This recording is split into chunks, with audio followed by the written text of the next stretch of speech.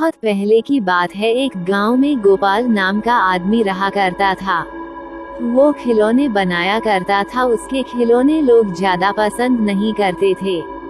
गोपाल रोज नए खिलौने बनाता और बाजार जाकर खिलौने बेचता, मगर बड़ी मुश्किल से गोपाल एक खिलौना बेच पाता था। एक दिन गोपाल का पड़ोसी जीवन उसके पास आकर कहता है, अरे गोपाल, आज तो तुम्हारे खिलौने वैसे के वैसे ही है।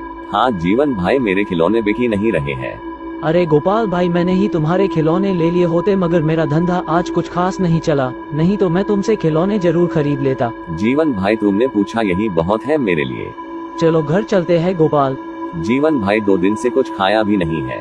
इस जालिम पेट के लिए कुछ न कुछ तो बेचना पड़ेगा। हाँ भाई, तुम बेचो, मैं चलता हूँ। ऐसा कहकर जीवन चला गया।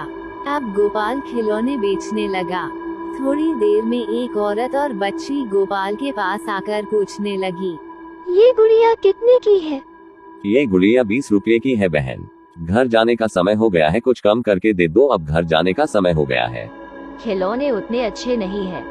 एक काम कीजिए, ये खिलौने 15 रुपये में ले लीजिए, इससे कम तो नहीं आएगा।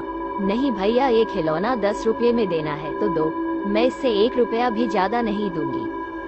ठीक है, ये लो गुड़िया। औरत ने खिलौना खरीदा और वहाँ से चली गई। गोपाल को दिन भर के कमाई में 10 रुपये ही मिले थे, इसलिए गोपाल थोड़ा नाराज था। शाम हो जाने के कारण गोपाल जल्दी निकल गया। गोपाल अपनी टोकरी उठाकर घर जाने के लिए जल्द निकलता है। शाम होने के कारण वह जंगल के रास्ते से घर जाने लगा। वो सोच रहा था, सारे दिन का कमाई 10 रुपये है, भगवान क्या होगा। वो जंगल के रास्ते से घर कभी कभी जाया करता था, इसलिए उसे डर नहीं लगा। गोपाल एक पेड़ के नीचे से जा रहा था, तभी उसे किसी की आवाज सुनाई दी। गोपाल गोपाल गोपाल। रास्ते में फिर से जाने लगा। गोपाल गोपाल। आवाज आई। कौन है? किसने आवाज लगाई? तभी गोपाल को पेड़ के नीचे एक औरत दिखाई देती है। आप कौन है और इतने रात को इस घने जंगल में क्या कर रही हो? मेरा नाम रानी है, मुझे मेरे घर वालों ने घर से बाहर निकाला है, इसीलिए मैं यहाँ बैठी हुई हूँ। रानी जी, इतनी रात इस घने जंगल में रहना ठीक नहीं है। आपको ठीक लगे तो आप मेरे साथ मेरे घर चल सकती है। ठीक है, मैं आपके साथ आपके घर आऊंगी। ऐसा कहकर रानी उसके पीछे पीछे उसके घर जाने लगी। गोपाल को पता ही नहीं था जिसे वह घर लेकर जा रहा था वह एक चुड़ैल है। कुछ समय बाद गोपाल रानी को लेकर घर चला गया। मेरे इस छोटी सी कुटिया में आप जहाँ चाहे वहाँ रह सकती है। इस घर में कुछ भी नहीं है, मैं आपको खाना भी नहीं दे सकता, क्योंकि 2 दिन से मेरा एक भी खिलौना नहीं बिका। आज सिर्फ एक ही खिलौना बिका है, उस 10 रुपये से चने लेकर आया हूँ। कहकर रानी और गोपाल चने खाकर सो जाते हैं। रानी रात होने के कारण थोड़े देर सोकर उठती है और वह अपने चुड़ैल के रूप में आ जाती है और घर के बाहर जाकर अपने जादू से बहुत सुंदर खिलौने बनाती है। खिलौने बन जाने के बाद वह वापस जाकर सो जाती है। सुबह होने से पहले रानी गोपाल से पहले ही उठ जाती है। थोड़ी देर में गोपाल उठता है। वह बाहर मिट्टी के खिलौने देख बहुत खुश हो जाता है और कहता है, किसने इतने सुंदर खिलौने बनाए? मैंने तो आज तक इतने सुंदर खिलौने नहीं बनाए। गोपाल जी, खिलौने अच्छे लगे, मैंने बनाए हैं, बहुत सुंदर खिलौने हैं। रानी जी, इतने सुंदर खिलौने बनाना आपने कहाँ से सीखा है?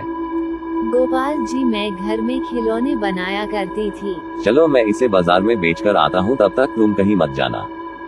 मैं यही रुकूंगी, आप चिंता मत कीजिए। ऐसा कहकर गोपाल खिलौने टोकरी में भर बाजार बेचने चला जाता है।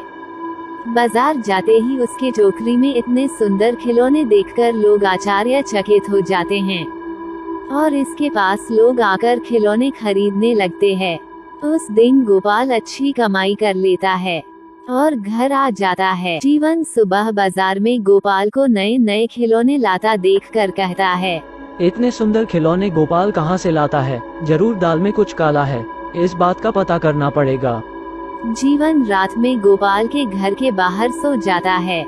आधी रात में जीवन को कुछ शब्द सुनाई देते हैं। जीवन गोपाल के घर में खिड़की से झांक कर देखता है कि एक चुड़ैल अपने जादू से नए नए खिलौने बना रही है। जीवन डर जाता है और वहाँ से भागकर अपने घर चला जाता है। सुबह वह देखता है कि गोपाल सुंदर खिलौने लेकर बाजार जा रहा है। जीवन गांव के सरपंच को सब कुछ बता देता है। सरपंच और गांव के लोग गोपाल के घर जाते हैं और उस औरत को कहते हैं कि तुम कौन हो बताओ। वो औरत कहती है, मेरे ऊपर एक चुड़ैल का साया है, जिस दिन मेरी शादी होगी वह चुड़ैल मेरा शरीर त्याग देगी और मैं उस चुड़ैल से आजाद हो जाऊंगी। और गांव के लोग उस औरत का विवाह गोपाल से कर देते हैं और वो औरत चुड़ैल की साया से आजाद हो जाती है और वो दोनों खुशी खुशी जीवन व्यतीत करने लगते।